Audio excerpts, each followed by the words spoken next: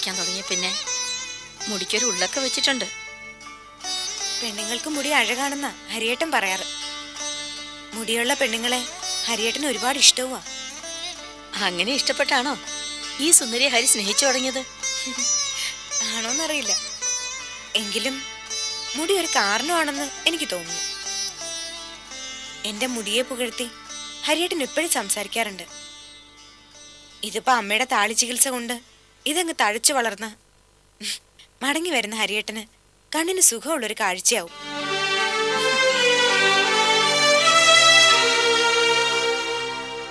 ഞാൻ പല ആവർത്തി ശ്യാമേട്ടനോട് പറഞ്ഞു, ഗൾഫിലുള്ള സുഹൃത്തിനോട് ഹരിയേട്ടന്റെ ക്ഷേമം ഒന്ന് അന്വേഷിക്കാൻ. ശ്യാമേട്ടൻ അത് സ്ഥിരമായിട്ട് മറക്കുന്നു.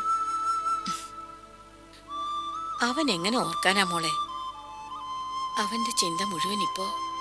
അറിയാം അമ്മേ, അതുകൊണ്ട് തന്നെയാ ഞാൻ നിർബന്ധിക്കാത്തത്.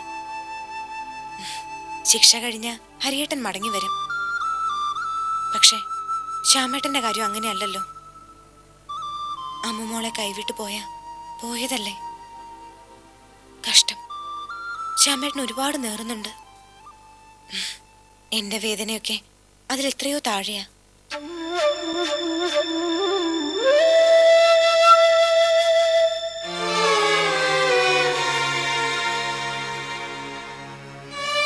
ഇപ്പൊ തന്നെ അവിടെ എല്ലാവർക്കും മോളേക്കാൾ സ്നേഹം ഊർമിള ആന്റി അടുത്തല്ലേ? ഡാഡിക്കും മുത്തശ്ശനും മുത്തശ്ശിക്കും ഒക്കെ. ആ, ഇനി എഴുന്നേറ്റ മോളെ. ആ, സൂക്ഷിച്ച്. ഇത് എത്ര മാസമാണെന്ന് അറിയാലോ. തട്ടി വീഴാതെ സൂക്ഷിക്കണം. ഭാഗ്യക്കേടിനൊന്ന് വീണുപോയാ പിന്നത്തെ കാര്യം എനിക്ക് ചിന്തിക്കാൻ കൂടെ വയ്യ. ഞാൻ സൂക്ഷിച്ചോളാം അമ്മേ, അമ്മ വിട്.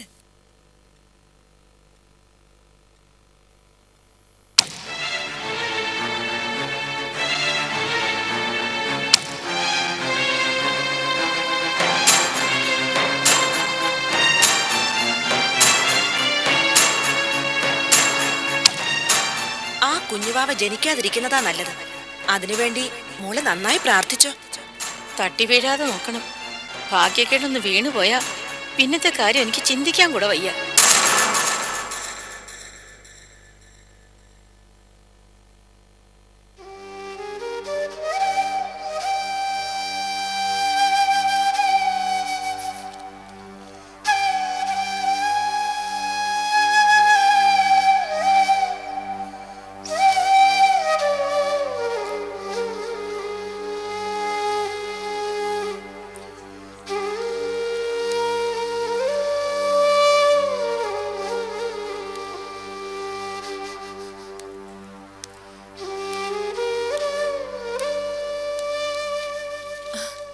വെറുതെ കലണ്ടറിൽ നോക്കി കണ്ണു കഴിക്കണ്ട. മെയ് 9 ചൊവ്വാഴ്ച തന്നെ ഭർത്താവിന്റെ കല്യാണം. കല്യാണ ഡ്രസ് എടുക്കാൻ പോകുമ്പോ എന്റെ ഒപ്പം ഒന്ന് വന്നാൽ നന്നായിരിക്കും. മായ സെലക്ട് ചെയ്യുന്ന സാരി എടുത്തോണ്ട് കല്യാണത്തിന് പോണോന്നാ എന്റെ ആഗ്രഹം. അല്ലെങ്കിലും ഞാൻ സെലക്ട് ചെയ്യുന്ന എന്തിനോടും നിനക്ക് താല്പര്യമാണല്ലോ. അതെ, അതുകൊണ്ടല്ലേ സെലക്ഷൻ മായയുടേതായിക്കോട്ടെ എന്ന് ഞാൻ പറഞ്ഞത്. സാരി സെലക്ട് ചെയ്യാൻ മാത്രമല്ല, അണിയിച്ചൊരുക്കി മുടിയിൽ മുല്ലപ്പൂവും ജോടിച്ച് അയാളുടെ മുമ്പിൽ കൊണ്ട് നിർത്താം. എങ്കിൽ വളരെ നല്ലത്. ജീവിതത്തിൽ ആർക്ക് കിട്ടുമായ ഈ ഭാഗ്യം? സ്വന്തം ഭർത്താവ് കല്യാണം കഴിക്കാൻ പോകുന്ന പെണ്ണിനെ ഒരുക്കി ഇറക്കുന്ന ഭാര്യ, കല്യാണ പെണ്ണിനെ അണിയിക്കാനേ ഭർത്താവിട്ട് താലി ഉരുത്തരുന്ന ഭാര്യ. അതിന് നീയും അപ്പുവേട്ടന്റെ അമ്മയൊന്നും മഞ്ഞു കൊള്ളണ്ട. അപ്പുവേട്ടൻ കെട്ടിയ താലി അതങ്ങനെ തന്നെ എന്റെ കഴുത്തിൽ കാണും. കെട്ടുതാലിക്ക് വേണ്ടി പണം ലാഭിക്കാനായി എന്റെ താലിമാല അറുത്തെടുക്കാന്നൊന്നും ആരും വ്യാമോഹിക്കണ്ട. ഇതാ മായയുടെ കുഴപ്പം. ഭർത്താവ് വഞ്ചന കാട്ടുമ്പോ അയാളിട്ട താലിമാല ഒരു മുഖത്തേക്ക് എറിഞ്ഞു കൊടുക്കല്ലേ വേണ്ടത്. അങ്ങനെ ചെയ്യുന്ന പെണ്ണുങ്ങൾ ഉണ്ടാവും. പക്ഷെ എനിക്കതിന് കഴിയില്ല, ഒരിക്കലും കഴിയില്ല. വെറുതെ എന്നോട് വാക്ക് തർക്കത്തിന് നിൽക്കാതെ നീ ഈ മുറി വിട്ടൊന്ന് പുറത്തു പോവോ? എനിക്ക് ആരുടെ മുഖം കണ്ട. ഞാൻ പോയേക്കാം.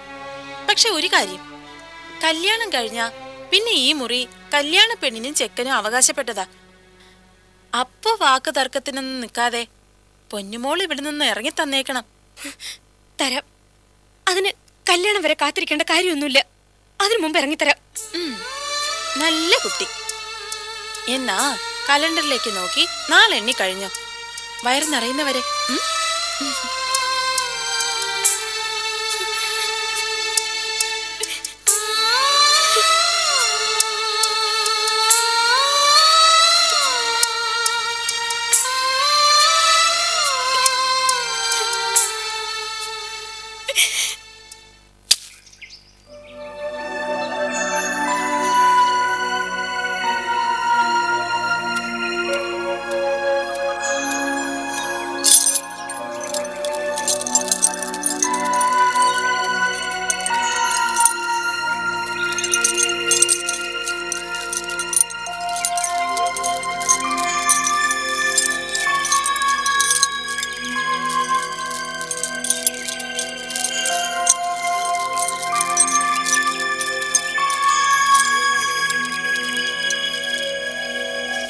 മാറ്റി പിടിച്ചേ. എത്രയാ? 56.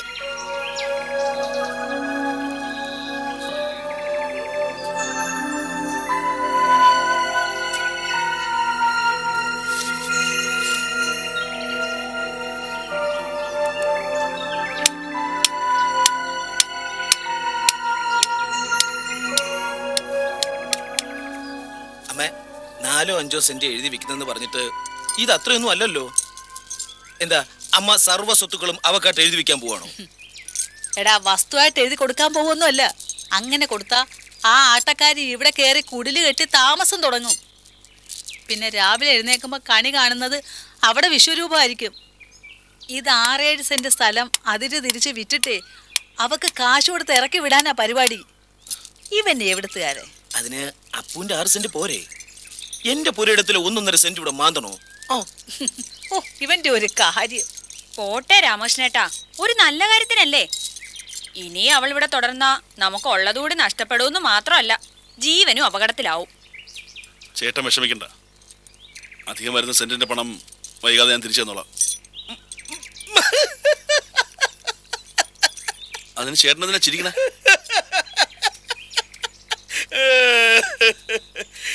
എടാ, 1000 രൂപ തികച്ചെടുക്കാനില്ലാത്ത നീ ഇങ്ങനെ വാഗ്ദാനങ്ങളൊന്നും തരല്ലേ അപ്പൂ? മുന്നും പിന്നും നോക്കാതെ ഇതുപോലെ വാഗ്ദാനങ്ങൾ കൊടുത്തിട്ടാ ഇപ്പൊ ബാധ്യതകൾ കുമിഞ്ഞുകൂടിയേ. ആ, ഞാൻ ദാനം തരുന്ന എന്റെ ഭൂമി നിനക്ക് വിവാഹ സമാനമായിക്കോട്ടെ. എന്താ ലക്ഷ്മി, അങ്ങനെയല്ലേ? അതെ. ആ, അല്ലമ്മേ, ആരാ ഇത് വാങ്ങുന്നേ? വടക്കേലെ ശിവശങ്കരൻ. അവന് 8 സെന്റ് തികച്ചു വേണോന്ന്, ഇല്ലെങ്കിൽ വാങ്ങില്ലത്രേ. ഏതായാലും കൈമോശം വരുന്ന ഈ പറമ്പില് നല്ല 2 മാവുണ്ടായിരുന്നു. മാവുണ്ടായിട്ട് എന്താടാ പ്രയോജനം? അല്ല, ആരെങ്കിലും കഷ്ടകാലത്തിന് കാഞ്ഞുപോയാ കൊള്ളി വെക്കാൻ വേറെ മാവന്വേഷിച്ച് നടക്കണ്ടായിരുന്നല്ലോ. മനസ്സിലായി മനസ്സിലായി. അച്ഛൻ ഒരു മാവ്, അമ്മയ്ക്ക് മറ്റൊരു മാവ്. രണ്ടാൾക്കും വേണ്ടി കരുതി വെച്ചതായിരുന്നല്ലേ? അയ്യോ, ഞാൻ ആ അർത്ഥത്തിലല്ലമ്മേ. എടാ, നിന്നെ എനിക്ക് അറിയില്ലേടാ മോനെ. കൊള്ളാം.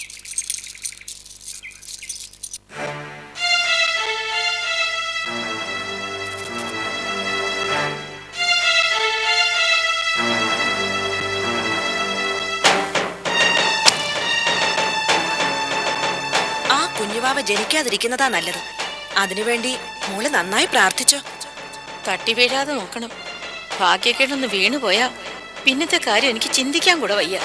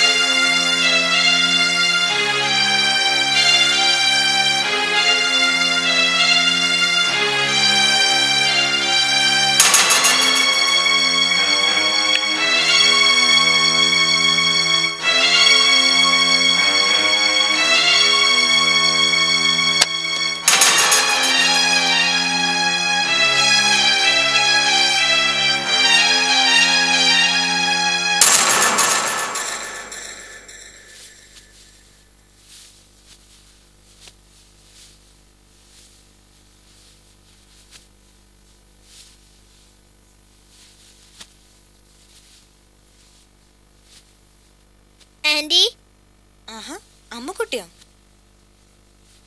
ആന്റി എന്താ ഇന്ന് മോളുടെ മുറിയിലേക്ക് വരാത്തെ? എന്തിനാ വരുന്നേ? മോൾക്ക് ആന്റി ഇഷ്ടമല്ലല്ലോ. ഇപ്പൊ മോക്ക് ആന്റി ഇഷ്ട. അതെന്താ പെട്ടെന്നൊരിഷ്ടം? മോൾക്ക് ആന്റിയോടുള്ള പിണക്കമൊക്കെ മാറിയോ? മാറി. അച്ഛനെ തല്ലുകയും വഴക്കുറയൊക്കെ ചെയ്തോണ്ടല്ലേ മോൾ ആന്റിയോട് മിണ്ടാത്തെ?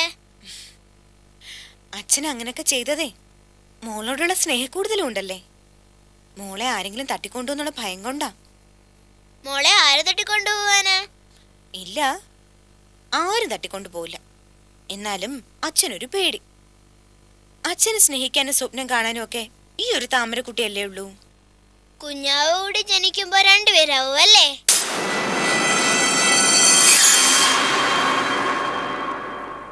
ആന്റി, മോക്ക് ലൈം ജ്യൂസ് കുടിക്കണം എന്നൊരു തോന്നല്. ഒന്ന് കലക്കി തരുമോ? അതിനെന്താ, ആന്റി ഇപ്പൊ തന്നെ ഉണ്ടാക്കിക്കൊണ്ട് തരാം കേട്ടോ.